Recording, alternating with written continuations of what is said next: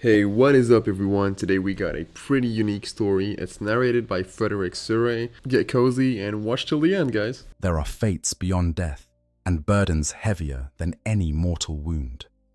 In the grim darkness of the far future, where humanity clings to survival against horrors beyond imagination, one warrior has endured longer than any other. His name echoes through 10,000 years of war and sorrow, carried on the lips of the fiercest warriors the galaxy has ever known. He walked beside demigods. He stood in the presence of the Emperor himself. And now, entombed within a walking fortress of adamantium and ceramite, he remains the oldest living space marine in the entire Imperium of man. His name is Bjorn. Bjorn, the fell-handed, the eldest, True Claw, the revered one, last from the company of Russ. Among the Space Wolves chapter, these titles carry weight that transcends mere honor. They represent something more profound, and a living connection to an age of myth and legend that most can only dream of. When Bjorn speaks, his mechanical voice crackling through ancient speakers, his brothers fall silent with a reverence usually reserved for the divine. For in that rumbling, metallic tone lies the wisdom of 10 millennia, the memories of a warrior who knew Leman Russ, not as a statue to be venerated or a name to be invoked in battle prayer, but as a flesh and blood primarch whose laughter once echoed through the halls of the Fang. Imagine for a moment what it means to be the oldest. Not merely old by human standards, where a century marks an exceptional life, but old beyond the comprehension of species that measure their existence in mere decades. Bjorn has watched empires rise and fall across countless stars. He has witnessed technologies lost and rediscovered. Yet he has seen the faces of brothers change like seasons, generation after generation of warriors being born, fighting, dying, and being replaced by new faces that eventually blur together into an endless procession of the loyal and the brave. More than 10,000 Terran years have passed since Bjorn walked on legs of flesh and bone. More than 10,000 years since he felt the cold wind of Fenris against his skin, since he tasted the harsh ale of his homeworld, since he clasped hands with his brothers in bonds of true fellowship. Now he exists in a state that is neither fully alive nor truly dead, his ruined body preserved within the sacred sarcophagus of a venerable Dreadnought, awakened only when his chapter faces its direst need, or when tradition demands his presence at the great feast that marks each passing century. But this is not a story of tragedy alone, though sorrow runs through it like veins through stone. This is a saga of duty that transcends mortality, of a warrior whose conviction burns so fiercely that even death could not extinguish it. This is the tale of how a young and sullen space marine, once responsible for little more than guard duty over a human remembrancer, rose to become the first chapter master of the Space Wolves, after Russ himself departed for the Eye of Terror. This is the chronicle of a hero who faced demon princes and emerged victorious, who dueled Magnus the Red when that fallen Primarch sought vengeance upon Fenris, and who still today serves as the moral compass for an entire chapter of savage warriors. So, settle in, and let us journey back through the ages. Let us walk the frozen wastes of Fenris and climb the impossible heights of the Fang. Let us witness the birth of a legend and trace its path through 10,000 years of bloody warfare. For in understanding Bjorn, we understand something fundamental about the Space Wolves themselves, about duty and sacrifice, about the price of immortality and the terrible loneliness of those who outlive everyone they have ever loved. This is the saga of Bjorn the Fell-Handed, and it begins, as all great sagas must, with the world that forged him. Consider what it means to carry such weight.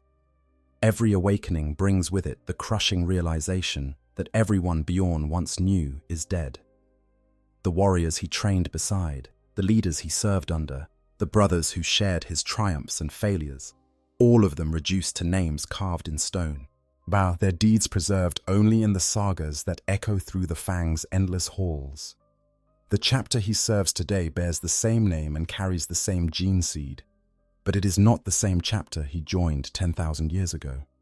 It is a descendant, a continuation, a living memorial to something that no longer exists except in his memories. And those memories are fading. The organic portions of his brain, preserved as they are by technologies that border on the miraculous, cannot maintain perfect fidelity across such vast stretches of time. Faces blur, voices grow indistinct. Events that once burned with immediate clarity become distant echoes, their emotional weight diminished by the passage of years. Bjorn fights this erosion with every awakening, but deliberately recalling details and committing them anew to whatever neural tissue still functions within his sarcophagus. But it is a losing battle. Entropy cannot be defeated, only delayed. Yet he endures. He endures because duty demands it, because honor requires it, because somewhere in the depths of his mechanized existence burns a flame that refuses to be extinguished. He endures because Leman Russ left him behind for a reason, even if that reason remains unknown, and he will not fail his Primarch's trust. He endures because hope, stubborn and irrational and indestructible, still lives within him. The wolf time will come. Russ will return. And when that day arrives, Bjorn the Fell-Handed intends to be there to welcome him home. The world of ice and fire. To understand Bjorn, one must first understand Fenris. But for the world shapes the warrior as surely as the forge shapes the blade. Fenris is no ordinary planet. It is a death world of such hostile beauty that even the hardiest souls of the Imperium speak of it with a mixture of awe and dread. It orbits an erratic path around its star, known to its inhabitants as the Wolf's Eye, swinging from frozen desolation to volcanic fury in cycles that would tear lesser worlds apart. During the long winter, Fenris becomes a realm of endless ice.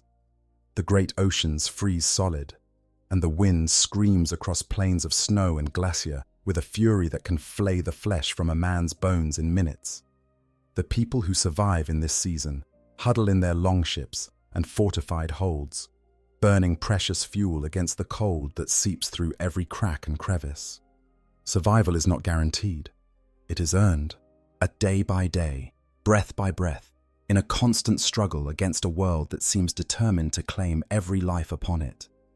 Then comes the season of fire. As Fenris swings closer to the Wolf's Eye, the ice begins to crack and groan. But this is no gentle thaw. The planet's tectonic instability, kept in check by the deep freeze, erupts with apocalyptic violence. Volcanoes split the ice sheets apart. New islands rise steaming from the boiling seas, while others sink beneath the waves forever. The geography of Fenris changes with each cycle, meaning that no map drawn one generation can be trusted by the next. Coastlines shift, mountains rise and fall. The very land beneath one's feet cannot be trusted to remain. Only one place on Fenris remains constant: the continent of Asaheim. This single landmass towers above the rest of the world, makes its peaks so high that they pierce the atmosphere itself. Here the air is thin and cold but stable, untouched by the cataclysmic changes that reshape the rest of the planet. And atop the highest peak of Asaheim, carved from the living rock of the mountain itself, stands the Fang, the fortress monastery of the Space Wolves chapter. The Fang is more than a mere stronghold. It is a monument to the indomitable spirit of the warriors who call it home. Its walls reach so high that void-capable ships can dock at its upper levels, while its roots descend deep into Fenris itself, touching the very core of the planet. Within its countless halls and chambers lie armories stocked with weapons of devastating power, forges where master artificers craft war gear of unsurpassed quality, and the sacred halls where the chapter's dreadnoughts rest in their long sleep between battles. It is here, in one of those hallowed chambers, that Bjorn the Fell-Handed slumbers through the centuries, waiting to be awakened when his chapter needs him most. The people of Fenris who dwell outside Asaheim are a hardy folk, shaped by their world into warriors of exceptional toughness and determination. They live as their ancestors did millennia ago, in tribal societies that value strength, courage, and honor above all else. Their lives are filled with struggle, hunting the massive beasts that roam the ice, fishing the treacherous seas, and fighting endless skirmishes against rival tribes over territory that may not exist in another generation. From this crucible of conflict, the space wolves draw their recruits, wolf priests. Yes, the chapter's combination of chaplains and apothecaries observe the battles between tribes with careful eyes. They watch for young warriors who display exceptional prowess, those who fight with skill beyond their years, or who perform deeds of courage that mark them as something special. When such a warrior falls in battle, gravely wounded but not yet dead, the wolf priests may choose to intervene. The chosen are taken to the Fang, their wounds treated just enough to keep them alive. They are feasted on rich meats and strong ale until they fall into a drunken stupor. When they wake, they find themselves naked in the snows of Asserheim, their bodies aching from the first of many surgical implantations that will transform them from ordinary men into something superhuman. They are given nothing but a knife. Yet they must find their way back to the Fang on their own, surviving the deadly cold, the even deadlier wildlife, and the tests that the chapter puts in their path. Those who succeed earn the right to continue their trials. Those who fail become nothing more than frozen corpses, their bones eventually scattered by the wind and the beasts. There is no room for weakness among the space wolves. The world itself ensures that only the strongest survive. This culture of savage meritocracy permeates every aspect of the space wolves' existence. They do not maintain their history in written records, as other chapters do.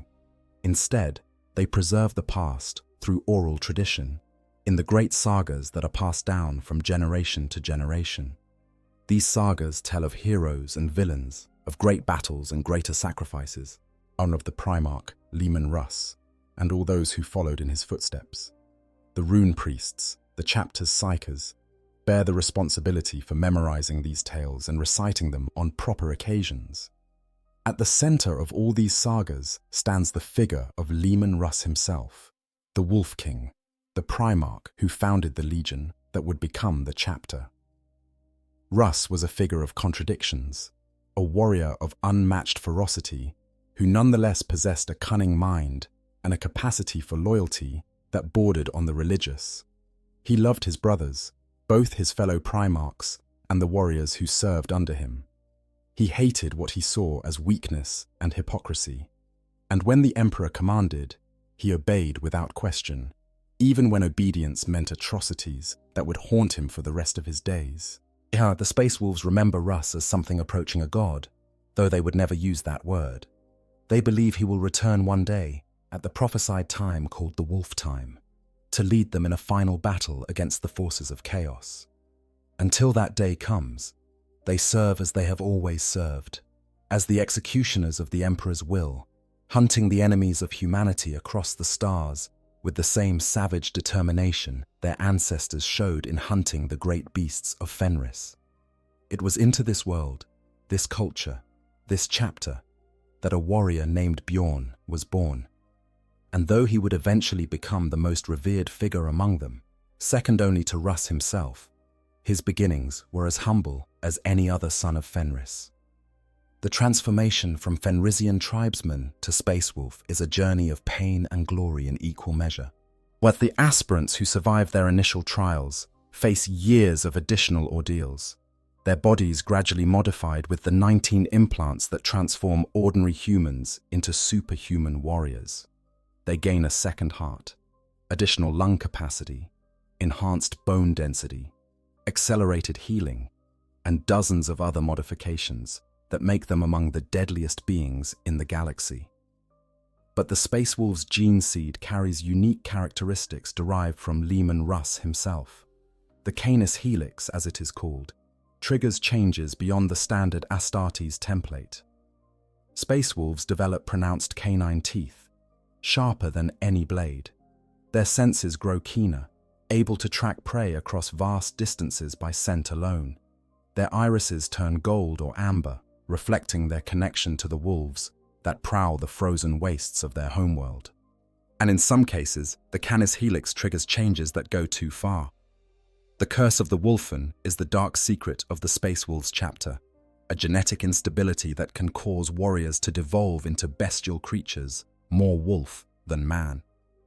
These Wolfen are not killed by their brothers, as one might expect, but kept in secret, brought forth only in the direst battles where their savage fury can be unleashed against the enemies of the Imperium. This genetic volatility is one reason the Space Wolves have never successfully created successor chapters. The one attempt, the Wolf Brothers, ended in disaster when their gene seed proved unstable, and the entire chapter had to be destroyed.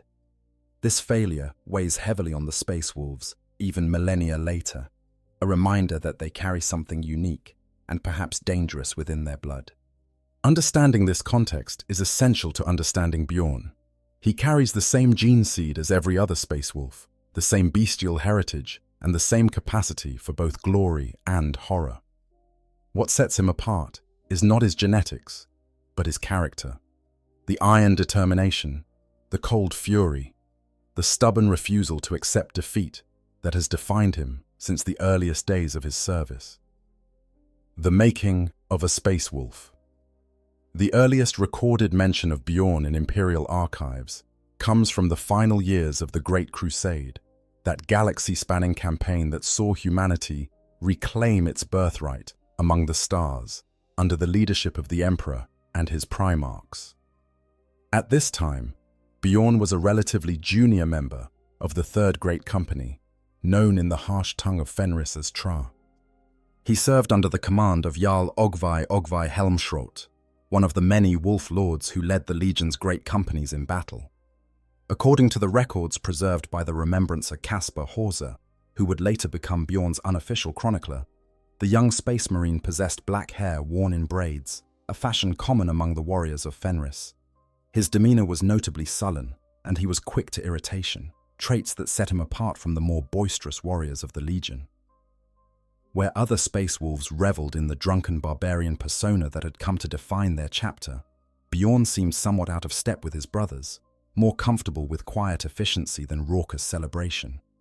It was this temperament that led to his first significant appearance in the historical record, and ironically, that appearance was the result of a mistake.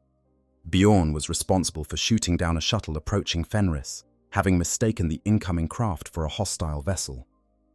The shuttle carried Caspar Horsa, a conservator from off-world who had come to study the chapter's unique culture. Horsa survived the crash, but the incident left Bjorn responsible for the humans' welfare. As a form of penance for his error, Bjorn was assigned to serve as Horsa's guardian, a duty that clearly rankled the proud warrior. He rescued Horsa from a tribal dispute that nearly cost the remembrancer his life, though he did so grudgingly and only because his own mistake had put the man in danger. When Horsa requested that Bjorn also save 2 Fenrisian natives caught up in the same dispute, Bjorn complied with obvious reluctance. One of those natives, as a young man named Fifth, would later succeed in joining the Space Wolves himself. This assignment, which Bjorn clearly viewed as punishment, would prove to be one of the most significant events in his life. Horsa accompanied the Third Company on many campaigns, serving as their skjald, the traditional Fenrisian title for a storyteller and chronicler. Through Horsa's records, we have detailed accounts of Bjorn's early service, including his participation in the campaign against the Olamic Quietude, a mysterious and powerful Xenos civilization that posed a significant threat to the expanding Imperium. The Olamic Quietude were a machine race, beings of cold logic and devastating firepower who viewed organic life as something between a nuisance and a disease. The fighting against them was brutal, as the Quietude's automated defenses and mechanical warriors proved capable of challenging even the superhuman space marines. It was in these battles that Bjorn's combat prowess first became evident, his lightning claw carving through machine flesh, with a skill that marked him as something special even among his genetically enhanced brothers. The campaign against the Olamic Quietude lasted for months, a grueling attrition war that cost the Space Wolves dearly. The machine race's weapons were devastating, capable of penetrating even the blessed ceramite of power armor, and their tactics were coldly efficient in ways that organic commanders found difficult to counter. Victory came only through the Space Wolves' legendary ferocity, yet their willingness to close with the enemy and tear them apart in close combat, where the Quietude's technological advantages mattered less. Bjorn distinguished himself repeatedly during this campaign. His pack was often assigned to the most dangerous assaults, the breaches where enemy resistance was expected to be strongest.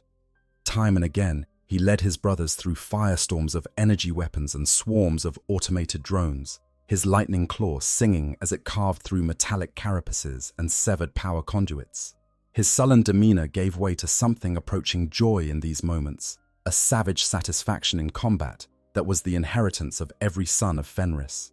Horsa's records from this period provide a rare glimpse into Bjorn's character outside of battle. But the remembrancer noted that Bjorn rarely participated in the boisterous celebrations that followed victories. While his brothers drank and sang and boasted of their kills, Bjorn would sit apart, maintaining his weapons or simply staring into the flames of the victory pyres. He was not unsociable, exactly, merely reserved in ways that set him apart from the more exuberant warriors around him. When asked about this tendency, Bjorn reportedly replied that he saw nothing to celebrate. They had done their duty. Men had died. There would be another battle tomorrow, and perhaps he would die in that one. What was there to sing about? This grimness was not depression, but a kind of philosophical realism that Horsa found both admirable and slightly unsettling. Bjorn had no illusions about the nature of their existence. He was a weapon, but weapons do not celebrate. They merely prepare for their next use. This acceptance of his role, without complaint or resentment, would serve him well in the millennia to come. But it was another campaign that would truly forge Bjorn into a legend, a campaign that would cost him dearly and earn him the title by which he is still known 10,000 years later. To understand that campaign, we must speak of Prospero, of the 1,000 Suns, and of the terrible judgment that the Space Wolves were sent to deliver. The burning of Prospero. The Council of Nicaea was one of the most momentous events in imperial history, a gathering called by the Emperor himself to address the question of psychic powers among the Space Marine legions. Different legions approached the matter differently. The 1,000 Suns, led by the Primarch Magnus the Red, had embraced psychic abilities as gifts to be cultivated and used. Magnus himself was one of the most powerful psykers in the galaxy, second, perhaps only to the Emperor. Other legions viewed such powers with suspicion or outright hostility. The debate was fierce, with passionate arguments made on both sides. Magnus defended the use of psychic powers as essential tools in the fight against humanity's enemies.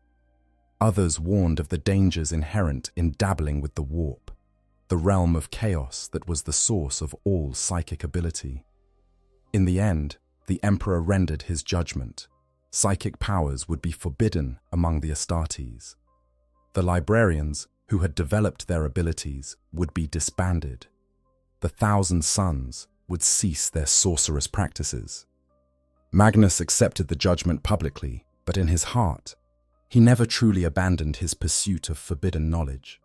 When the Primarch Horus turned traitor and began his march on Terra, Magnus attempted to use his powers to warn the Emperor of the betrayal.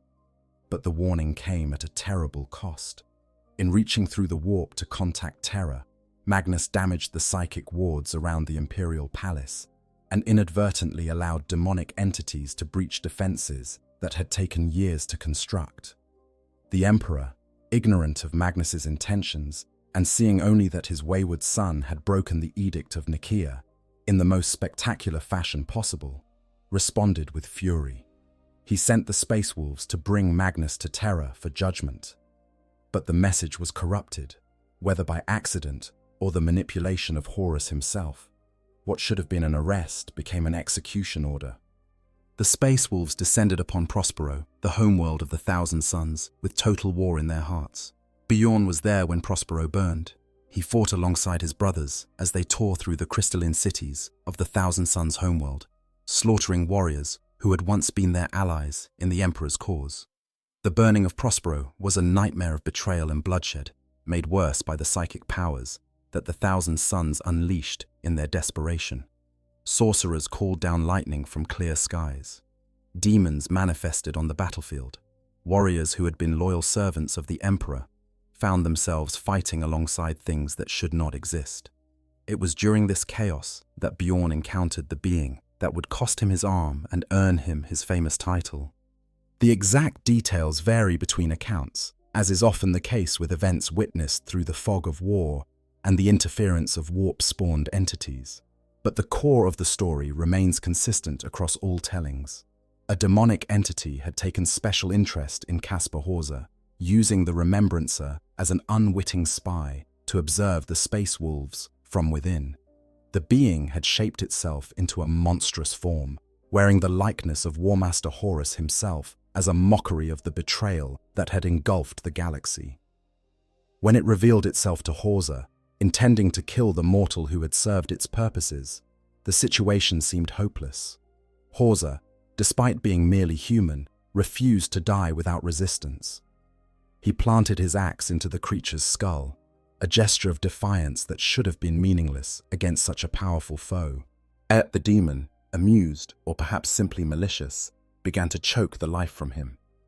Bjorn intervened. He hacked at the monster's arm with his combat blade, severing it at the elbow and freeing Horza from its grip. Then he pressed the attack, dealing several ruinous blows to the creature that would have killed any mortal foe a dozen times over.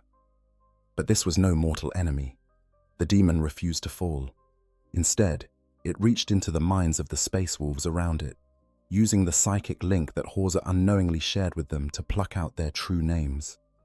In the traditions of both Fenris and the Warp, true names carry power. To know a being's true name is to have power over them. The demon used this knowledge to strike down the space wolves one by one, overwhelming them with fell magics that exploited the mystic significance of their identities. But when it tried this trick on Bjorn, nothing happened. The demon called out the name it had learned from Horza's mind, Bear. It was the name Horza had been using for the taciturn warrior, a low Gothic translation of his Fenrisian name that he had employed since their first meeting. But it was not Bjorn's true name. It was merely a linguistic approximation, lacking the mystic weight of the genuine article. Bjorn's true name was his own. The demon had no power over him. This revelation gave the Space Wolves a momentary advantage, but the battle was far from won. The demon struck at Bjorn with warp-spawned fire, corrupting his left arm in an instant. The flesh began to smolder and decay, the corruption crawling up toward his shoulder with terrifying speed. Had it reached his hearts, his transformation into something far worse than dead would have been assured. Salvation came from an unexpected quarter. Either Horza himself or, according to some accounts, Constantin Valdor, of the Emperor's own custodes, recognized what needed to be done. With a swift stroke of an axe, Bjorn's corrupted arm was severed below the elbow, stopping the spread of the demonic taint. The demon itself was eventually dealt with, ground to paste by a pair of Space Wolves' Dreadnoughts who arrived alongside a rune priest and members of the Sisters of Silence, whose psychic nullity disrupted the creature's power. But the damage was done. Bjorn had lost his arm, and though the wound would be treated and he would return to battle, and he would carry the mark of that encounter forever. In the aftermath, Bjorn was deeply bitter about his injury. He resented the title that his brothers began using for him. When they called him the Fell-Handed, celebrating his sacrifice and his resistance against the daemon, he insisted on referring to himself as Bjorn the One-Handed instead. The title felt like mockery to him, a constant reminder of what he had lost rather than what he had achieved. But names have power among the Space Wolves, and the title stuck. Whether he liked it or not, Bjorn was now the Fell-Handed, and that name would follow him through 10,000 years of war and legend. The Demon King and the Oath of Vengeance. The burning of Prospero was not the last trial that the young Bjorn would face during the Horus heresy. The galaxy had been torn in two by civil war, our brother fighting brother across 100,000 worlds. The Space Wolves found themselves engaged on multiple fronts, fighting not only the traitor legions, but also the demonic entities that chaos had unleashed upon reality. It was during an assault on the volcanic world of Grith that tragedy struck Bjorn's pack. They had been selected to lead the attack on a fortified position where enemy resistance was expected to be at its heaviest. This was not unusual. Bjorn's pack had earned a reputation for effectiveness in the most difficult situations, and their commanders had come to rely on them for the toughest assignments. The warriors of Bjorn's pack had accomplished much together. They had humbled tyrants on a dozen worlds. They had butchered aliens beyond counting. And they had even hewn down space marines who had fallen from the Emperor's grace, the bitter duty of killing their own brothers in the name of loyalty to the throne. But against the enemy they faced on Grith, they knew only death. Arvax, the arch-slaughterer, was a demon of Horn, the blood god. He was a being of pure violence given form, a towering monster whose very presence drove warriors to frenzied madness. When Bjorn's pack encountered him, the result was a massacre. One by one, the Space Wolves fell before the demon's unstoppable onslaught. Warriors who had survived years of warfare across the galaxy were cut down in moments, their enhanced bodies no match for a creature of the warp. Bjorn alone survived. Yet his exceptional skill and the bitter determination that had always set him apart from his brothers kept him fighting when all others fell. He engaged the demon directly, matching blade against claw in a duel that should have ended in his death. And somehow, incredibly, he held his own. The arrival of Leman Russ himself, leading the main body of Space Wolves' forces, turned the tide of the battle. The combined might of the Legion was enough to drive back the demonic host, and Arvax was eventually forced to retreat. But the victory was hollow for Bjorn. His entire pack lay dead around him, their bodies broken by the Demon King's fury. In the hours that followed, Bjorn became increasingly melancholy. He refused the congratulations and approval of his brothers, who praised his heroic stand against Arvax. He did not feel heroic, as he felt empty.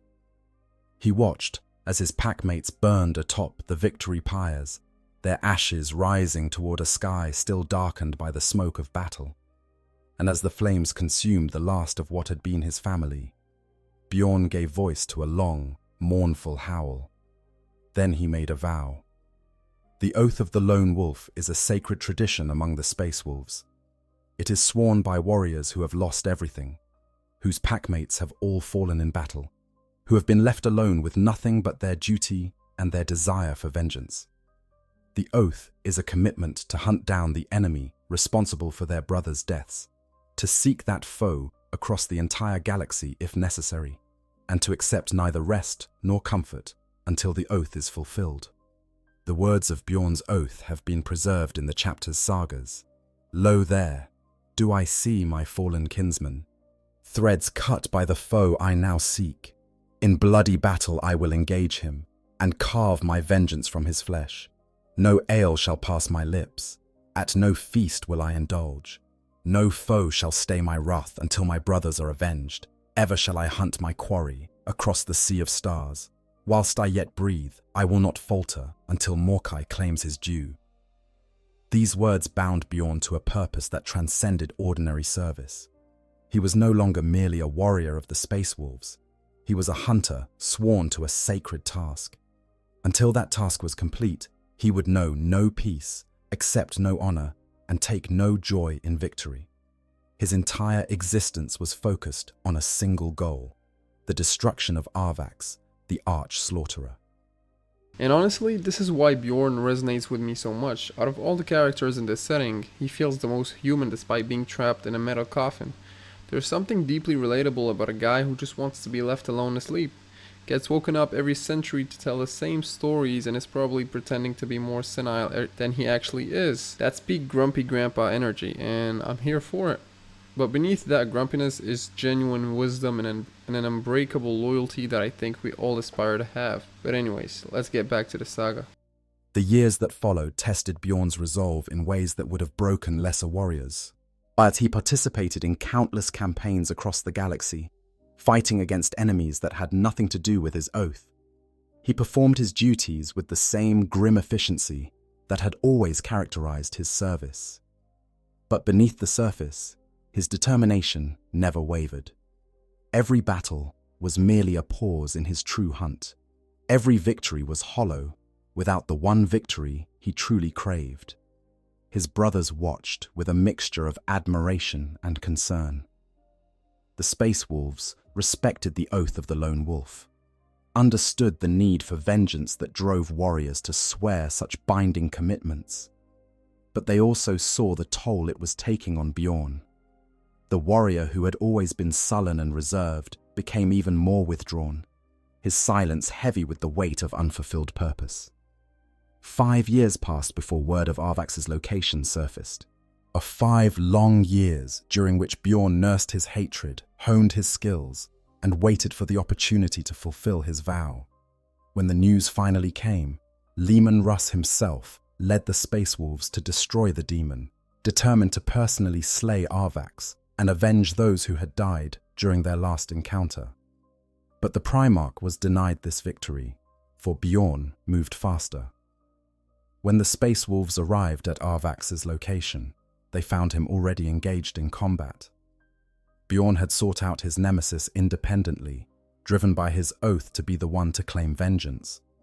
The duel between the Space Marine and the Demon King was a sight that those who witnessed it would never forget. Arvax was a mountain of rage and violence, his every blow capable of splitting ceramite like parchment. Bjorn was a fraction of the demon's size, armed only with his wolf claw and his unbreakable determination. By all logic, by every calculation of size and strength and power, the contest should have been decided in moments. But Bjorn fought not with logic. He fought with something that the daemon could not understand. The cold, bitter anger of a warrior who had already lost everything. He had nothing left to fear. Death held no terror for him. He welcomed it even, as long as it came with Arvax's throat in his claws.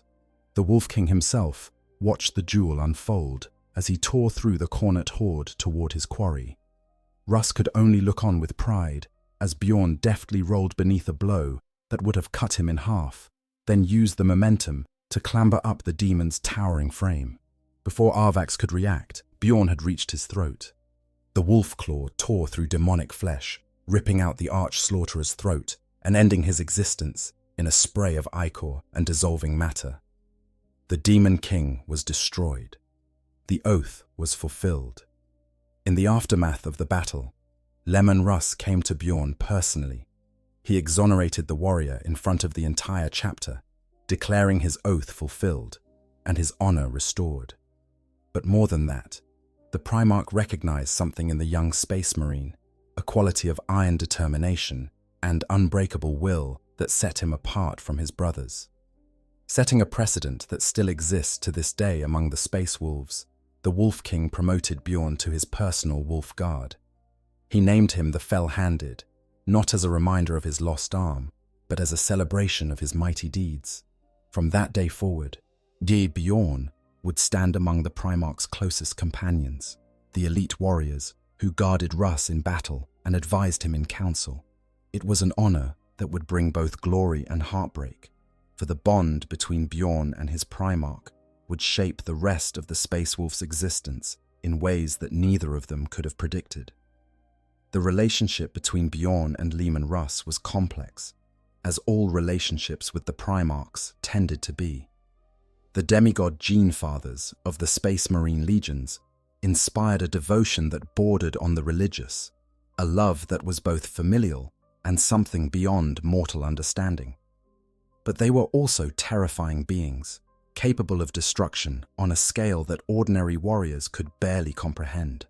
To stand in their presence was to experience awe and fear in equal measure. Bjorn's bond with Russ was unique among the Wolf Guard. His sullen temperament and grim determination set him apart from the more boisterous warriors who typically rose to positions of prominence within the chapter. Where others sought to match Russ's legendary capacity for drinking and celebration, Bjorn remained focused on the serious business of warfare. Where others might have been intimidated by the Primarch's towering presence, Bjorn approached him with the same level directness he showed everyone else. Russ, for his part, seemed to appreciate this quality. The Wolf King was surrounded by warriors who competed for his attention and approval.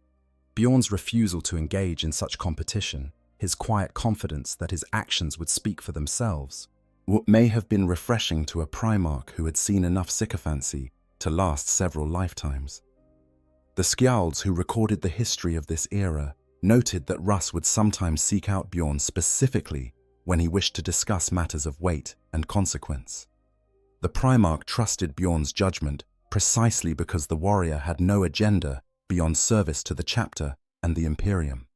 There was no hidden motive behind Bjorn's counsel, no personal ambition coloring his advice. This trust would make Bjorn's eventual abandonment all the more painful. Standing with the Wolf King, the years that followed saw Bjorn rise steadily in the esteem of his Primarch and his chapter. His actions during the Horus Heresy continued to mark him as an exceptional warrior, one whose skill and determination made him invaluable in the desperate conflicts that racked the galaxy. After the burning of Prospero, the Space Wolves found themselves ambushed by the treacherous Alpha Legion in the Alaxis Nebula. The Wolves had been lured into a trap, and the fighting was fierce. Bjorn was aboard the vessel Hellrider when Alpha Legion boarders attacked, and he led his pack in a desperate defense of their ship. The fighting carried them all the way to Russ's flagship, the Hrafnkel, where they found themselves in combat with a traitor Contemptor Dreadnought, one of the walking war machines that housed the bodies of mortally wounded warriors. Bjorn engaged the enemy Dreadnought directly, attempting to defeat it through skill and determination, despite the massive disparity in size and firepower between them. It was a suicidal gesture, the kind of reckless bravery that could only come from a warrior who had already lost everything and had nothing left to fear. He was saved by the intervention of the Wolf King himself. Russ arrived in time to destroy the enemy Dreadnought, rescuing Bjorn from certain death. But the encounter had demonstrated something important. Bjorn was willing to sacrifice himself without hesitation for his chapter and his Primarch. His loyalty was absolute, his courage beyond question. More significantly, Bjorn played a crucial role in rousing Russ from a period of despair that threatened to consume the Wolf King. The horrors of the heresy had taken their toll on all the Primarchs, and Russ was no exception.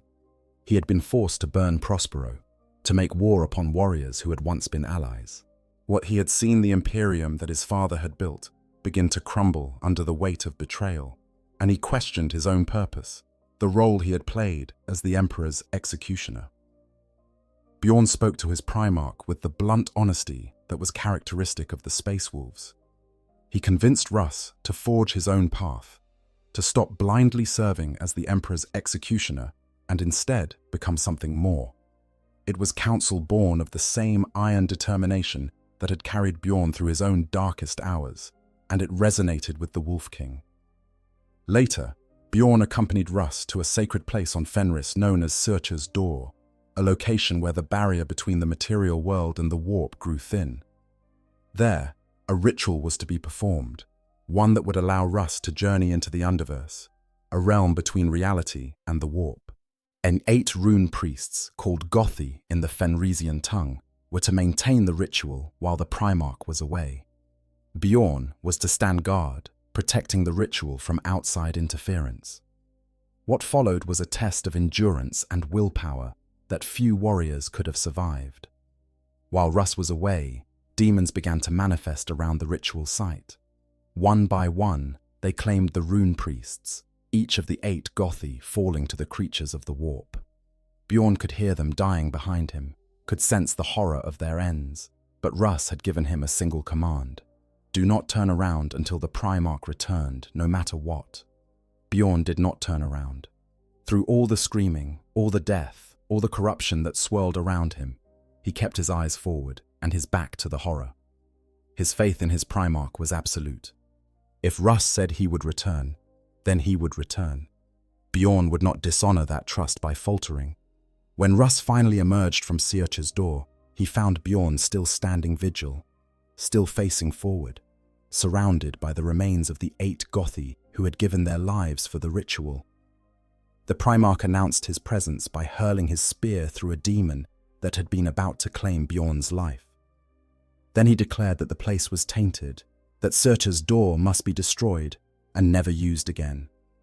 This ritual had given Russ what he was looking for, knowledge perhaps, or understanding, or simply the resolve to face what was coming. Whatever he learned in the Underverse, it drove him forward with renewed purpose. He would confront Horus himself, knowing that he could not defeat the War Master, but hoping to wound him badly enough to give the Emperor a chance. The Battle of Terror followed, the final confrontation between the Emperor and his fallen son. The Space Wolves fought alongside the other loyal legions in defense of humanity's homeworld, and Russ himself confronted Horus before the siege reached its climax. He was gravely wounded in that encounter, but his blade found its mark. Horus was hurt, the first wound he had suffered since his fall to chaos. In the aftermath of the heresy, with Horus slain and the Emperor entombed upon the Golden Throne, Bjorn sought to rebuild what had been destroyed.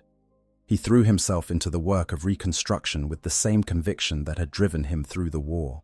As his dedication so impressed Leman Russ that the Primarch elevated him to his personal retinue, making him one of the closest companions of the Wolf King. But even as Bjorn reached the height of his mortal glory, fate was preparing a blow that would wound him more deeply than any demon's claw. The departure of the Wolf King. 2 centuries after the Emperor was entombed upon the Golden Throne, all the Space Wolves warriors and their wolf lords gathered for a feast on Fenris.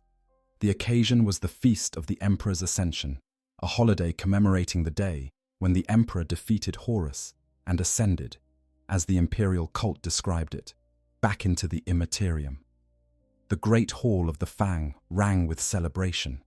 Warriors who had fought across the galaxy in the Emperor's name shared tales of their adventures, in their voices rising in song and laughter. The harsh Fenrisian ale flowed freely, and the ancient sagas were recited to the younglings who had not yet earned their places in the chapter's history. It was a night of brotherhood and joy, a rare respite from the endless war that defined their existence. Then, Leman Russ rose to speak. The great hall fell silent. When the Primarch addressed his sons, every warrior listened. But this night, Russ did not speak of past glories or future campaigns. His eyes had gone distant, glazed over as if seeing something that no one else could perceive. The assembled Space Wolves watched in horror as their Primarch, the mightiest warrior among them, fell to his knees. Russ called for his Wolf Guard to attend him. His closest companions, the warriors who had served at his side through the worst of the heresy, gathered around their lord. But there was one exception, one name that Russ did not call. Bjorn the Fell-Handed was left standing among the crowd, watching as his brothers approached the Primarch he loved above all others. Russ gave his companions his final instructions, words that were not recorded for posterity and remain unknown to this day. Then he spoke to the gathered. Chapter 1 last time. In the end, I will return. For the final battle. For the wolf time. With those words, Leman Russ turned and left the great hall, his wolf guard in tow. He walked out of the Fang, out of the lives of his sons, and into legend. His destination was unknown. His fate remains a mystery, even now, 10,000 years later. Only Bjorn remained. Why Russ chose to leave his youngest companion behind has never been fully explained. The Primarch was not one to act without purpose, but neither was he one to explain his decisions to those who served him. Various theories have been proposed over the millennia. Some say that Russ recognized in Bjorn a quality of leadership that the chapter would need in his absence. Others suggest that the Primarch knew, through some gift of foresight or intuition, that Bjorn would endure longer than any other, and wanted to ensure that someone who truly knew him would remain to tell his tale. The most poignant theory, favored by the chapter's skalds, holds that Russ understood the lonely burden of command better than anyone. Of all his wolf guard, Bjorn alone had already experienced the kind of loss and tragedy that comes with outliving everyone you care about. He alone had learned to master that grief and continue fighting. And he alone would understand what it meant to carry on when everything that gave life meaning had been stripped away. Whatever the reason, Bjorn did not see it that way. He felt only rejection. He felt that his Primarch, whom he loved above all others and more than all others, had abandoned him without explanation, apparently without thinking of those left behind. Every year after Russ's disappearance, his place was laid at the feast. Every year his drinking horn was filled should he return.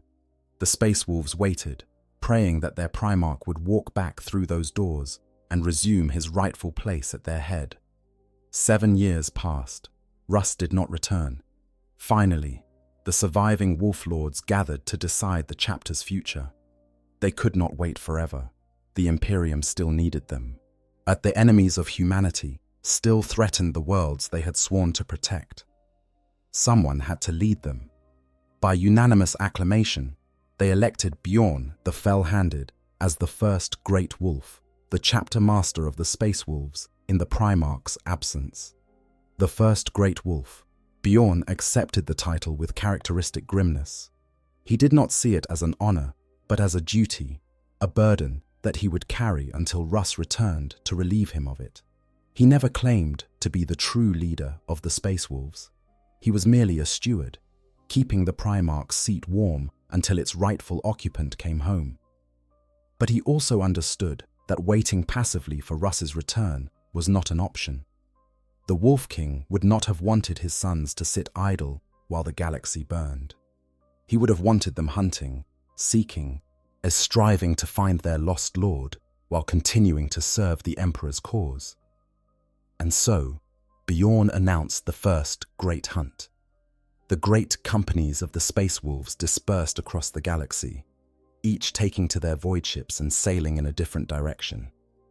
They sought their Primarch on many worlds and in many places. They fought battles against the enemies they encountered and overcame monsters that threatened the worlds of the Imperium.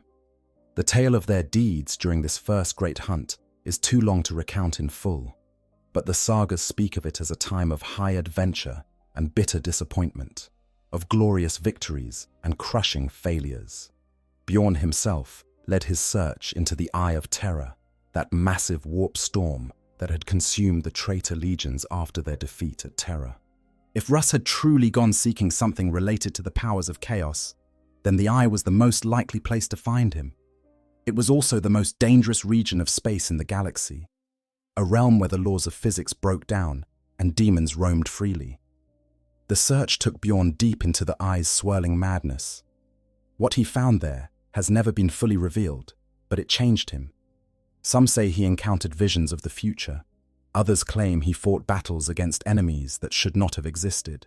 Whatever happened, it cost him dearly. During the first great hunt, in the depths of the Eye of Terror, Bjorn the Fell-Handed was mortally wounded.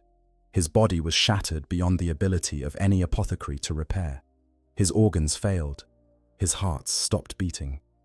By any normal measure, he should have died there, yet in that realm of nightmares, far from the homeworld he loved. But the Space Wolves refused to let their great wolf fall. They carried his broken body back to Fenris, back to the Fang, where the chapter's Iron Priests waited with the only technology that could preserve what remained of Bjorn's life. They interred him within a Dreadnought, entombed in iron. A Dreadnought is both a blessing and a curse. It is a walking tomb, a massive war machine that houses the ruined body of a space marine too damaged to survive by any other means.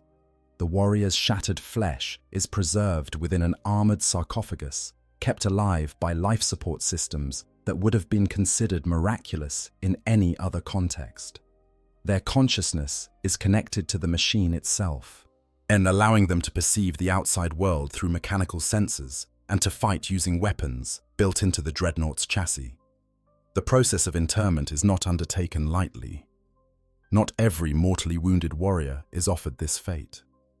The chapter's Iron Priests must judge whether the candidate's will is strong enough to endure the psychological strain of Dreadnought existence, whether their skills and wisdom justify the expenditure of such precious resources.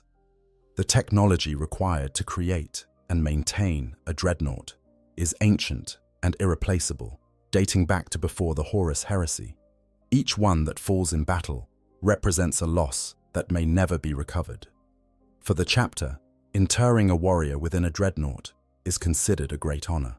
Yes, it means that the fallen hero's wisdom and experience will continue to serve the cause even after his body has failed. Venerable dreadnoughts like Bjorn are respected almost as saints, their counsel sought by leaders and their presence on the battlefield inspiring their brothers to feats of heroism. To fight alongside such an ancient warrior is to touch history itself. But for the warrior within the sarcophagus, the experience is something quite different. Bjorn awoke in his new body with horror. He searched for his flesh and found only steel. He reached for his hands and discovered weapons. He tried to breathe and heard only the mechanical wheeze of life support systems, keeping what remained of his ruined form alive within a tomb they called salvation. The dreadnought that now housed Bjorn was one of the most technologically advanced sarcophagi in existence. A Mark V venerable dreadnought possessed of abilities considered rare even during the Horus heresy. Its systems included enhanced movement capabilities that allowed it to react with speed that belied its massive bulk. Its sensory input far exceeded what one would expect from such a brutal-looking construction. The Space Wolves had spared no expense in creating a worthy vessel for their first great wolf.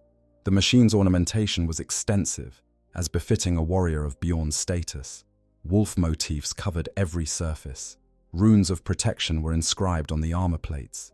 The chapter's heraldry was displayed proudly, marking this dreadnought as something special, even among the revered ancients of the Space Wolves. Bjorn hated all of it. He despised the ornamentation that decorated his new form, the wolf motifs and chapter symbols that covered every surface. He resented the loss of his physical body, the inability to feel the cold wind of Fenris against his skin, or taste the harsh ale that had once warmed his belly. He mourned the simple pleasures that he would never experience again. The weight of a bolter in his hands, the feeling of his boots striking solid ground, the camaraderie of sitting among his brothers without being seen as something other than a warrior among warriors. But most of all, Bjorn was angry. He burned with a cold, bitter rage that would have consumed a lesser being. He was furious at his fate, at the galaxy that had taken everything from him, at the Primarch who had left without explanation. This anger settled into his heart like ice, never warming, never thawing, and perhaps that was exactly what Leman Russ had foreseen. Bjorn came to believe that the Primarch had left him behind with foreknowledge of what would come. Russ had known that Bjorn would survive as a dreadnought. He had known that Bjorn's incomparably cold anger would keep him not only alive in battle, but sane of mind. He had known that this bitter, determined warrior would endure longer than any other, watching over the Space Wolves throughout the generations. Whether this belief is accurate or simply a comfort that Bjorn created for himself, it served its purpose. The fell-handed channeled his rage into service, fighting with a fury that made him terrifying even among the Space Wolves. Over the following 500 years, Bjorn remained at the forefront of every battle. He led by example, charging into the thickest fighting with a determination that inspired his brothers and terrified his enemies. Armed with a plasma cannon and the massive lightning claw that would come to be known as True Claw, he accumulated a kill count that rivaled entire chapters. The victories mounted. On Algol 7, he defeated the demon called Thransaba. In the deserts of Quaran, he slew the greenskin warlord Makrina. The Thranks rebellion ended when Bjorn killed the rogue Psyker Vornalan with his own claw. Each battle added to his legend. Each victory cemented his reputation as one of the deadliest warriors in the Imperium. But even the most advanced dreadnought cannot defy the toll of time entirely. Eventually, the long years began to wear on Bjorn. His systems required longer periods of maintenance. His organic components, those remnants of flesh that still housed his consciousness, began to fail. The chapter's rune priests made a difficult decision. They would put Bjorn into stasis sleep, awakening him only when his skills were desperately needed. or when tradition demanded his presence. It was the only way to preserve him for the millennia to come. And so began Bjorn's long sleep, the cycles of dormancy and awakening that have defined his existence ever since. He would rest in the deep halls of the Fang, his systems powered down to minimal levels, his consciousness floating in a void that was neither truly sleep nor true death. Decades would pass, centuries, millennia, and then, when the chapter faced a crisis that demanded his attention, he would be awakened once more. Yet the Battle of the Fang. 1,000 years after the Horus Heresy, the Space Wolves faced one of the greatest threats in their history. Magnus the Red, the demon primarch of the Thousand Suns, had never forgotten or forgiven what the Space Wolves had done to his home world. The burning of Prospero remained an open wound in his twisted soul, and he had spent millennia plotting his revenge. The relationship between Magnus and the Space Wolves predated even the heresy. Leman Russ and Magnus had clashed ideologically during the Great Crusade, their very different approaches to warfare and the use of psychic powers creating tension that would eventually erupt into violence. Russ distrusted sorcery and those who wielded it. Magnus believed that psychic powers were tools to be mastered and used in humanity's service. Neither would compromise, and the galaxy was poorer for their conflict. When the Emperor sent Russ to bring Magnus to Terra for judgment, the stage was set for tragedy. Whether through deliberate manipulation by Horus or simple misunderstanding, what should have been an arrest became a massacre. The Space Wolves burned Prospero, destroyed the Thousand Suns' repository of ancient knowledge, and forced Magnus to pledge himself to chaos to save what remained of his legion. Magnus's hatred for the Space Wolves was therefore deeply personal. It was not merely a military or political rivalry, but a wound that cut to the core of his identity. Everything he had built, everything he had valued, had been destroyed by the Wolves of Fenris. The revenge he planned would be equally devastating. His plan was cunning and patient, yet worthy of a being who had once been counted among the greatest intellects of the Imperium. Magnus played upon the obsession of the current Great Wolf, Harrick Ironhelm, who had become fixated on finding and slaying Magnus. Under the demon Primarch's direction, the Thousand Suns conducted destructive raids on several worlds neighboring Fenris, each time withdrawing just before Space Wolves' reinforcements arrived. Magnus would often appear in visions to Ironhelm over the wreckage of destroyed cities, taunting the Great Wolf with the knowledge that his enemy was just out of reach. The trap was set perfectly. When Magnus finally allowed himself to be located on the world of Gangava, Ironhelm could not resist the opportunity. He led 11 of the chapter's 12 great companies in pursuit, leaving the Fang defended by only a skeleton force. This was exactly what Magnus had wanted. The Thousand Suns fleet emerged from the warp, far closer to Fenris than should have been possible. The sorcerous powers of Magnus's warriors allowing them to bypass the normal limitations of interstellar travel. They attacked the planet's orbital defenses immediately, overwhelming them in less than an hour. At the same time, Magnus launched a devastating psychic assault on the Fang's astropathic choir, killing them all and cutting the fortress off from outside communication. The defenders were vastly outnumbered, a single great company of space marines, along with their serfs and mortal soldiers, faced the full might of a traitor legion backed by demonic allies and the power of a Primarch. The situation seemed hopeless, but among the Dreadnoughts who rested in the Fang's deep halls was one who remembered the last time Magnus and the Space Wolves had faced each other. Bjorn the Fell-Handed was awakened from his long sleep to face the enemy he had fought 10,000 years before. When Bjorn was appraised of the tactical situation, he was swift to anger. He was furious not only at the enemy who threatened his home, but also at the strategic decision that had left the Fang so vulnerable. The current Great Wolf had allowed his obsession to blind him, taking almost the entire chapter on a mission that was clearly a trap. But there was no time for recriminations. The enemy was at the gates. Bjorn took command of the Fang's defenses, his ancient wisdom proving invaluable in the desperate fighting that followed. When the Thousand Suns deployed cataphract robots as part of their assault, mechanical constructs that caused considerable havoc among the defenders, Bjorn stepped in to face them personally. His experience from the Great Crusade, when such machines had been more common, allowed him to identify their weaknesses and coordinate the defense against them. But even Bjorn's tactical genius could not prevent the inevitable. Magnus the Red himself eventually manifested in the upper reaches of the Fang, his demonic form blazing with the power of the warp. The demon Primarch had come to claim his revenge in person. Deep in the fortress, Bjorn felt Magnus's arrival. Even through the mechanical sensors of his Dreadnought body, he could sense the corrupted presence of the Crimson King. Without hesitation, he led a group of warriors in a desperate race through the Fang's passages, seeking to intercept the enemy Primarch before he could achieve his goals.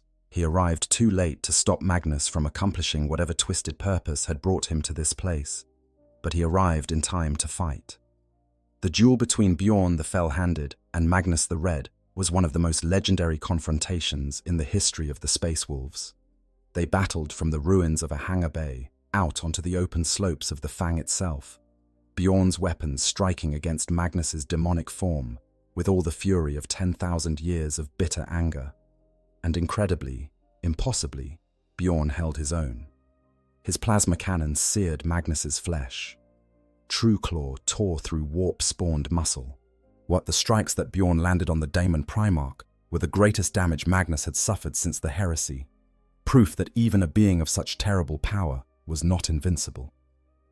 But Magnus was still a Primarch, still one of the most powerful entities in the galaxy. He retaliated with the full force of his sorcerous might, eventually destroying both of Bjorn's weapon arms.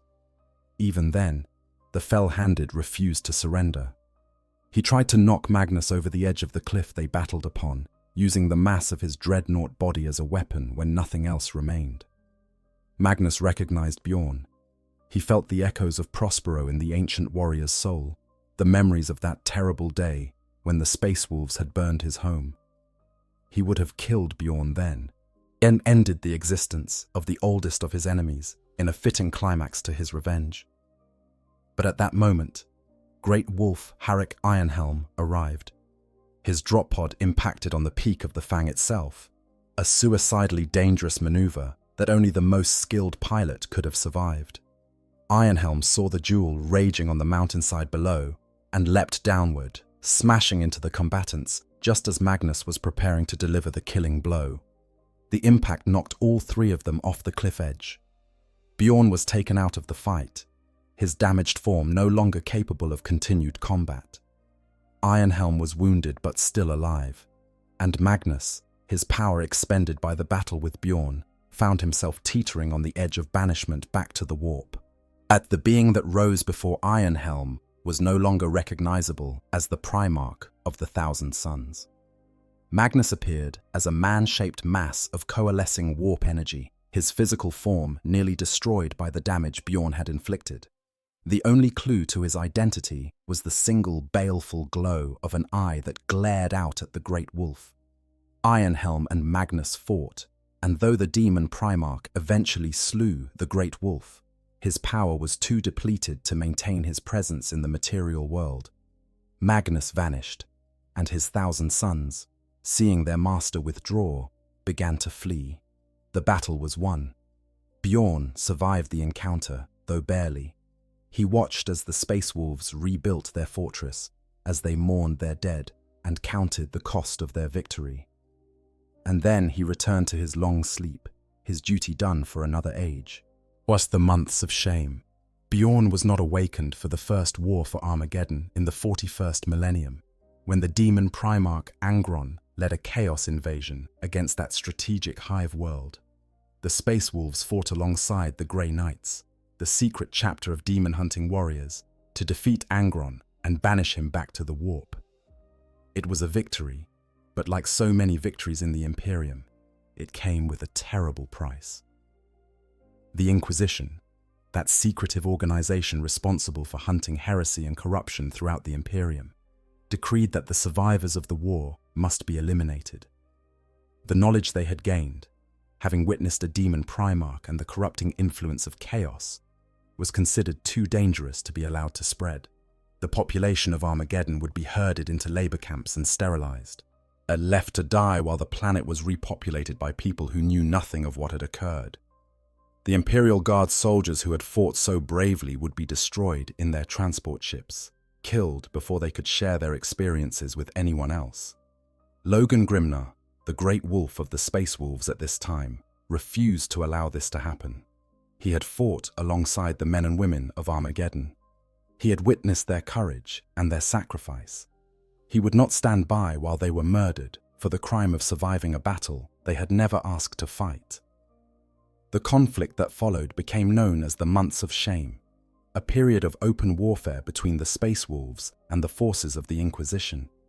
Grimnar used his fleet to escort troop transports away from inquisitorial vessels, as shielding the survivors with his own ships when the Grey Knights opened fire. The situation escalated steadily, culminating in a direct assault on Fenris itself by an inquisitorial fleet led by Lord Inquisitor Gesmei Kisnaros. It was at this point that Bjorn was awakened. The Space Wolves garrisoning Fenris made the decision to rouse their most ancient hero, hoping that his wisdom could find a way to resolve the conflict before it destroyed them all. When Bjorn's senses activated and he saw the situation that had developed, he understood the gravity of what was occurring. The Fell-Handed met with Kisnaros and the Grey Knight Hyperion, who had earned respect among the Space Wolves for his role in defeating Angron. Even these hardened servants of the Imperium felt compelled to kneel before Bjorn when they learned his identity. Here was a warrior who had walked beside the Emperor himself, whose existence predated the Inquisition by thousands of years. Whatever authority they claimed, his claim was older and greater. Bjorn found the kneeling exasperating rather than flattering, but he recognized the leverage it gave him. He negotiated with the Inquisition, seeking terms that would end the conflict without further bloodshed. The negotiations were proceeding when disaster struck. Logan Grimnar, whose rage at the Inquisition's actions had been building for months, attacked. He led 20 Terminators aboard the inquisitorial flagship and fought his way to the bridge, where he personally slew Lord Inquisitor Kisnaros with his axe Morkai. The battle escalated into chaos. Grey Knights fought Space Wolves throughout the fleet. Ships rammed each other. Armed boarding actions were launched by both sides. The orbital defenses of the Fang opened fire on the inquisitorial vessels, even as the fortress itself came under bombardment. The damage sustained in this brief, terrible conflict exceeded even what the Thousand Suns had inflicted millennia earlier. In the midst of this carnage, Bjorn made a decision. He used a teleporter for the first time in his existence, something he had always been hesitant to do. The ancient Dreadnought had never trusted the technology, viewing it as an unnecessary risk when more reliable methods of deployment existed. But there was no time for caution now. If he did not act immediately, the Space Wolves would destroy themselves in their rage. Materializing aboard the flagship where Grimnar was still fighting, Bjorn found a scene of carnage. Dead Grey Knights and inquisitorial stormtroopers littered the corridors, cut down by the Terminators who had accompanied the Great Wolf. Grimnar himself stood over the body of Lord Inquisitor Kisnaros, his axe Morkai still dripping with the blood of the man who had orchestrated the purges of Armageddon. The Fell-Handed did something that no other Space Wolf could have done. He commanded Logan Grimnar to stand down. Bjorn understood what the current Great Wolf could not see through his rage, that this conflict would destroy them both. The Space Wolves had suffered terrible losses. The Fang itself had been damaged more severely than in the Thousand Suns invasion millennia earlier. Continuing the fight would mean the end of the chapter, and with it, the end of everything they had built over 10,000 years. Grimnar listened. He was one of the proudest warriors in the galaxy, a great wolf who had never backed down from any fight. But Bjorn was the first great wolf. Bjorn was the last companion of Leman Russ. When the Fell-Handed spoke, even Logan Grimnar obeyed. The Space Wolves ceased their attack. The inquisitorial fleet withdrew from Fenris. The months of shame ended, though the bitterness of that conflict would never fully heal. Bjorn made only one demand of the Inquisition as part of the peace. Besides requiring that they never return to Fenris, he asked that a Grey Knight, come down to the Fang and speak of their order. The Space Wolves would remember the Grey Knights forever, as both allies and enemies. They deserved to understand the nature of those with whom they had fought. It was a small thing, perhaps, a gesture of reconciliation in the midst of so much hatred. But it was characteristic of Bjorn, this desire to preserve knowledge even in the darkest times. The Grey Knight Hyperion accepted the invitation, and the two warriors spoke of things that have never been recorded. The living legend. In the current era of the Imperium, Bjorn the Fell-Handed continues his long vigil. He slumbers in the deep halls of the Fang for decades or centuries at a time, his consciousness floating in a void that offers no rest but preserves what remains of his sanity. He is awakened in times of crisis, when the chapter faces threats so severe that his ancient wisdom and terrible might are needed. He is awakened at the dawn of each new century to hold court at the Great Feast, the celebration that commemorates the disappearance of Leman Russ. And he is awakened once every 1,000 years to retell the tale of that disappearance, to ensure that no space wolf forgets their lost Primarch. The rituals surrounding Bjorn's awakening have remained largely unchanged for millennia. When the decision is made to rouse the eldest, the Iron Priests begin their preparations days in advance. They perform sacred rites over the ancient sarcophagus, invoking the machine spirits that dwell within and beseeching them to release their charge from stasis. Chemical stimulants are pumped through the tubes connected to Bjorn's organic remnants, washing away the grogginess of suspended animation. Servos activate, lifting the massive Dreadnought from its resting position into an upright stance. The first words Bjorn speaks upon awakening are always the same, echoing through the chamber with a power that belies their mechanical origin. Who awakens Bjorn? It is a ritual question, asked not out of genuine ignorance, but as part of the ceremony that surrounds his emergence from sleep. The answer, whatever it may be, establishes the reason for his awakening and sets the tone for what is to follow. The Great Feast is a boisterous celebration. Fenrisian ale flows freely, warriors share tales of their exploits, and the ancient sagas are recited for the younglings who have not yet earned their places in the chapter's history. At some point during each feast, a delegation of Iron Priests arrives, escorting a massive figure into the hall. The moment Bjorn enters, the celebration falls silent. The Great Wolf himself rises and cedes his place of honor to the ancient Dreadnought. Entire generations of space wolves can fight and die without ever witnessing Bjorn in person, so to be in his presence is considered a rare and sacred privilege. Young bloodclaws who have heard the sagas all their lives find themselves face to face with the subject of those tales, and the awe they experience is visible in their expressions. When Bjorn speaks, his mechanical voice echoes through the hall with a weight that no living voice could match. He recounts elements from his own saga, tales of Leman Russ and the Great Crusade, of the Horus Heresy and the battles that followed. He answers questions from warriors who have never known a time when the Primarch walked among them, sharing memories that no one else possesses. The questions are always similar, year after year, century after century. Tell us of Russ, they ask. Tell us what he was like. Tell us if he ever spoke of the wolf time, of his promised return. And Bjorn answers, patiently, the same questions he has answered thousands of times before. He describes the Primarch's laughter, his fury, his wisdom. He recounts battles and feasts and quiet moments of reflection. He paints a picture of a being who was more than human, but never forgot his connection to those who served him. There are those who say that Bjorn has grown weary of this duty over the millennia. The jokes that circulate among the fandom of the galaxy portray him as a grumpy ancient who wishes his brothers would let him sleep in peace, who exaggerates his senility in hopes that they will eventually stop pestering him for stories. There may be some truth to this. After 10,000 years of being awakened for the same reason, even the most patient warrior might grow frustrated. But beneath the weariness lies something more profound. Bjorn is the living memory of the Space Wolves. He is the connection between the chapter of today and the legion of 10,000 years ago.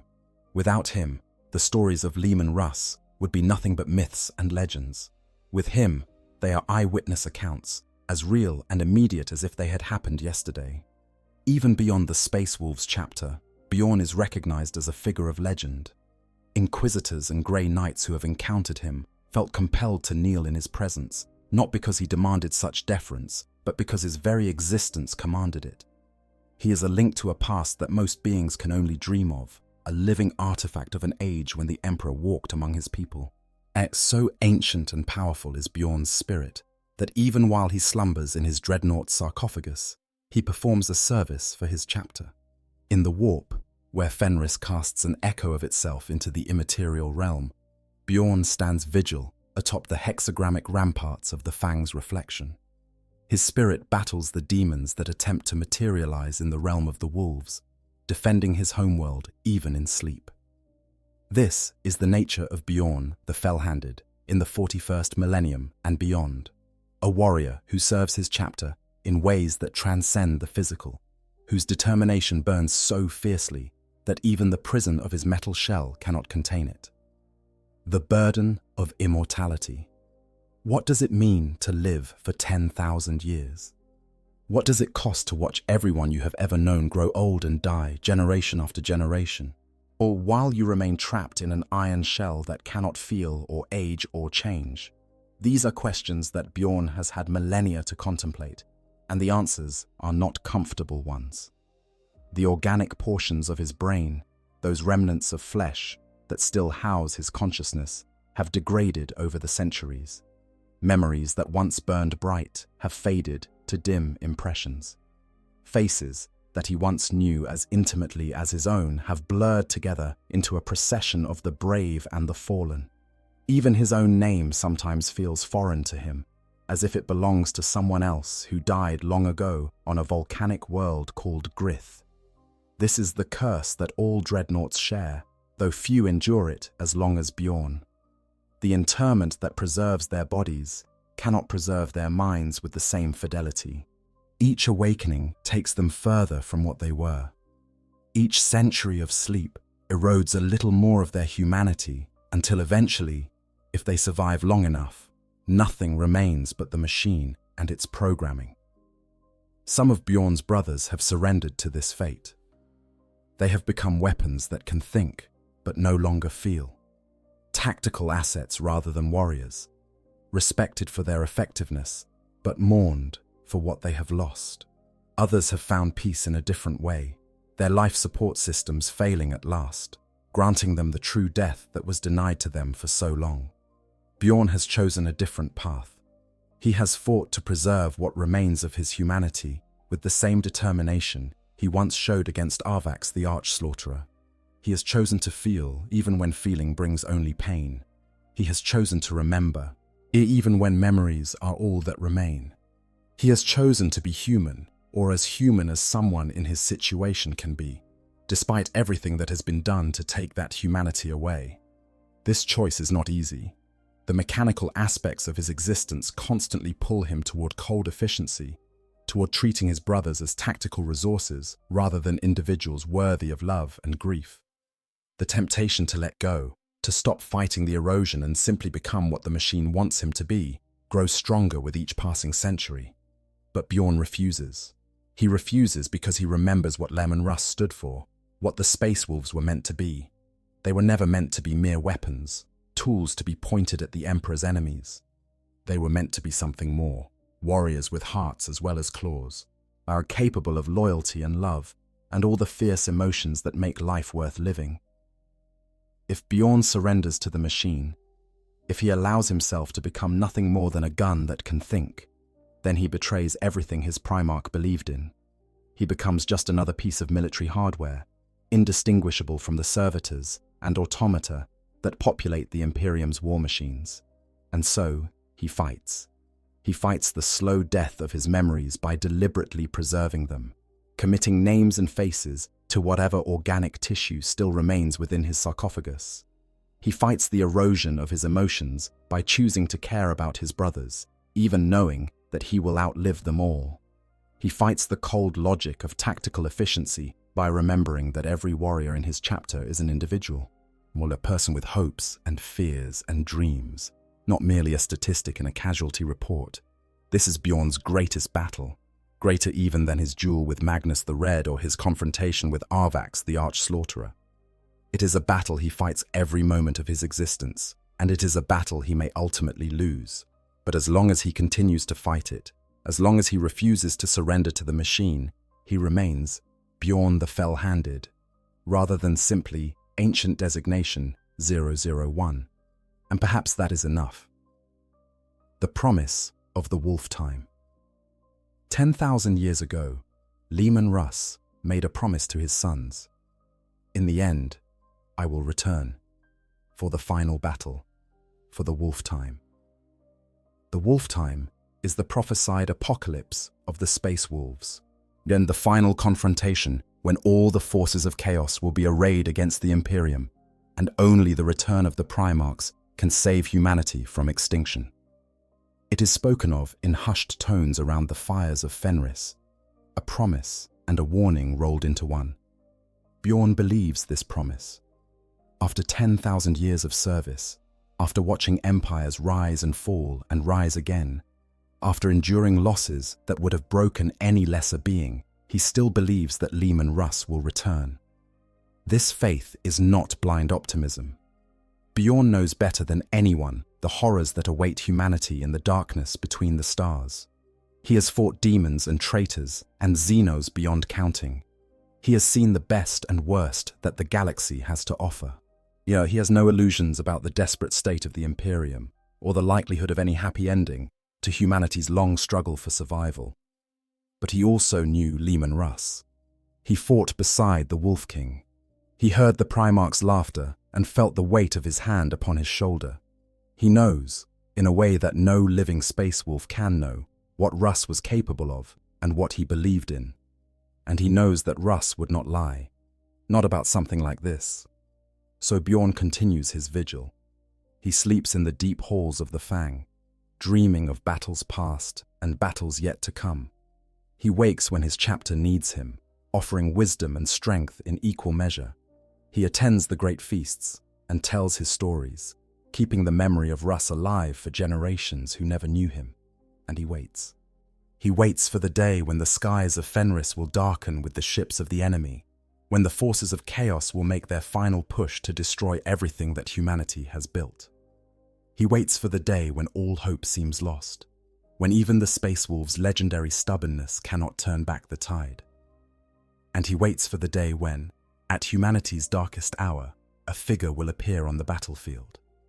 A figure with the bearing of a king and the fury of a wolf, wielding weapons that sing with the Emperor's own power. Leman Russ will return. Bjorn believes this with every fiber of his being, organic and mechanical alike. And when that day comes, he plans to be there to greet his Primarch, to stand at his side one last time, to fight the final battle as they fought so many battles in ages past.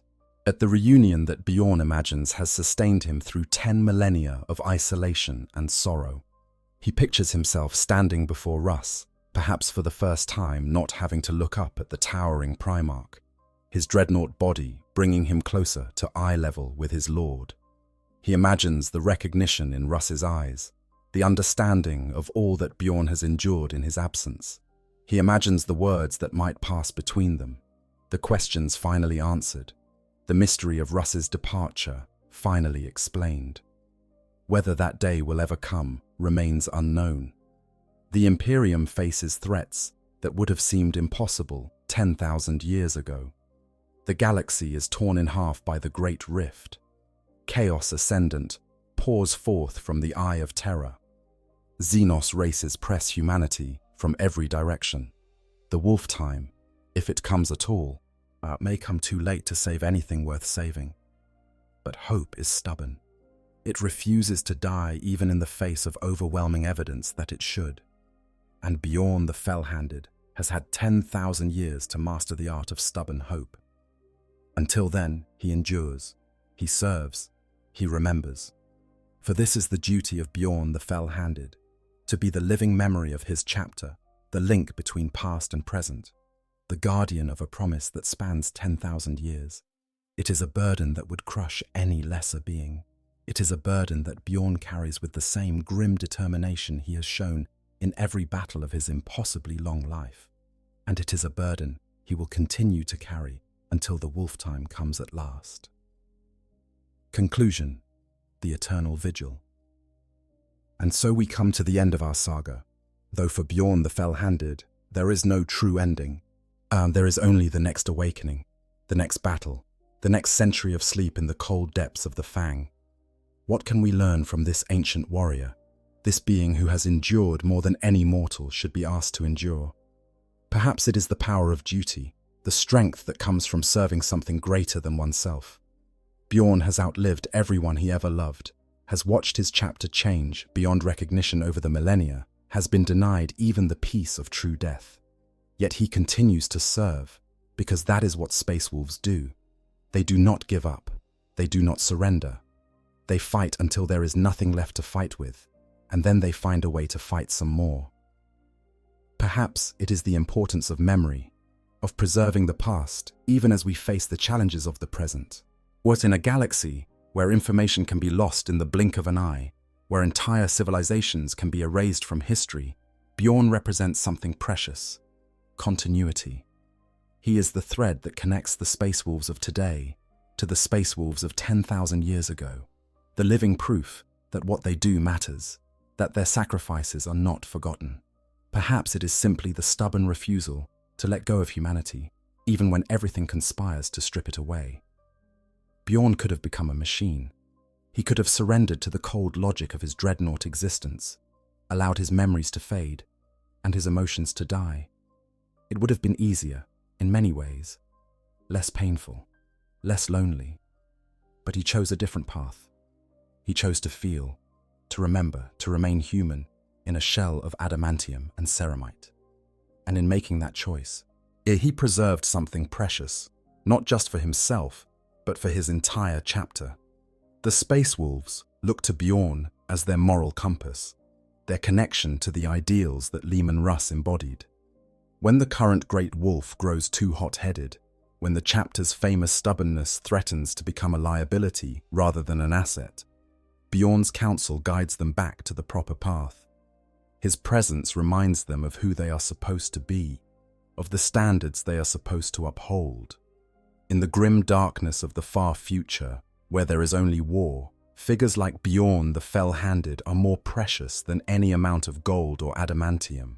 They are the keepers of humanity's flame, the guardians of everything that makes life worth living. They endure unimaginable suffering so that others might have something to believe in. Bjorn's watch continues.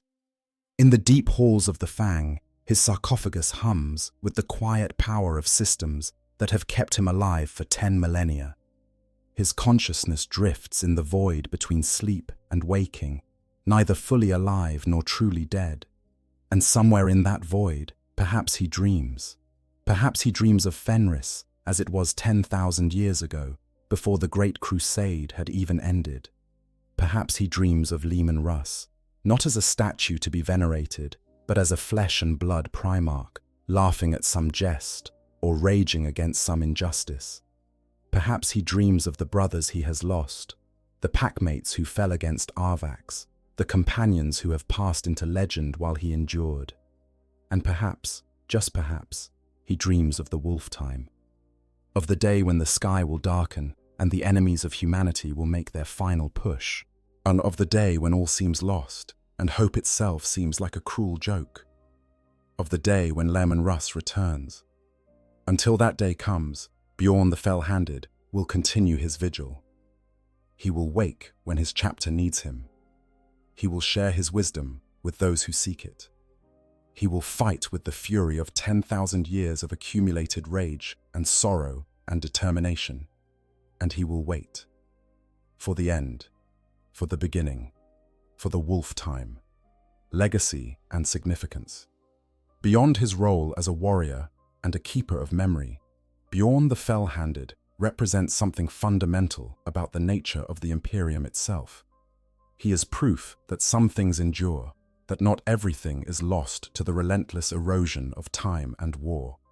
In a galaxy where civilizations rise and fall like waves upon a shore, where knowledge is lost and rediscovered and lost again, our Bjorn stands as a monument to continuity. Consider the span of time he has witnessed. When Bjorn first took the field as a space marine, the Great Crusade was still ongoing. The Emperor still walked among his people, and the Horus heresy had not yet shattered the dream of a unified human empire. He has seen the transition from Crusade to Imperium, from expansion to stagnation, from hope to the endless grinding despair that characterizes the current age. He remembers when the Space Marine legions were whole, when hundreds of thousands of warriors marched beneath the banners of each Primarch. He remembers the breaking of the legions into chapters, the division of strength that was meant to prevent another heresy, but which has arguably weakened humanity's defenders ever since. He remembers when technologies that are now considered sacred mysteries were merely tools, understood and used without the quasi-religious reverence that the Adeptus Mechanicus now demands. This perspective is invaluable in ways that few can appreciate. When the Great Wolf faces a decision with no precedent in recent history, Bjorn can often provide context from ages past. When the chapter's traditions seem to conflict with the demands of the present, Bjorn can explain the original reasoning behind those traditions, allowing his brothers to adapt intelligently rather than blindly adhering to rules that may no longer serve their purpose. But Bjorn's greatest contribution is not his tactical wisdom or his historical knowledge.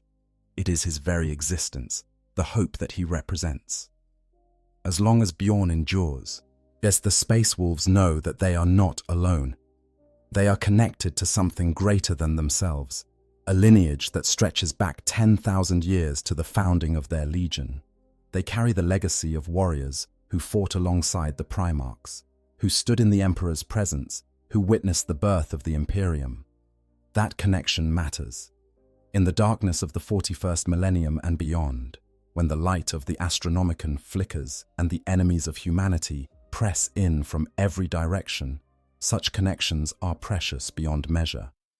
They remind the Space Wolves who they are and what they fight for. They provide an anchor against the despair that threatens to overwhelm all servants of the Imperium. Bjorn the Fell-Handed is that anchor, and as long as he endures, the Space Wolves will never forget their past, their purpose, or their promise. This has been the saga of Bjorn the Fell-Handed, the eldest of the Space Wolves, the last companion of Leman Russ, the oldest living warrior in the Imperium of Man. May his story inspire you as it has inspired 10,000 years of Space Wolves before you. If you enjoyed this journey through one of Warhammer 40,000's most legendary figures, consider subscribing to the channel and hitting the like button. Your support helps bring more stories like this to life, more sagas from the grim darkness of the far future where there is only war. Until next time, may the Emperor protect you, and may your own saga be worthy of the Skalds, for Russ, for the Allfather, for the Wolf Time. I hope you guys enjoyed the story. Make sure to hit the subscribe, like, share button, whatever you want. Give me some feedback if there's any. And yeah, sleep well.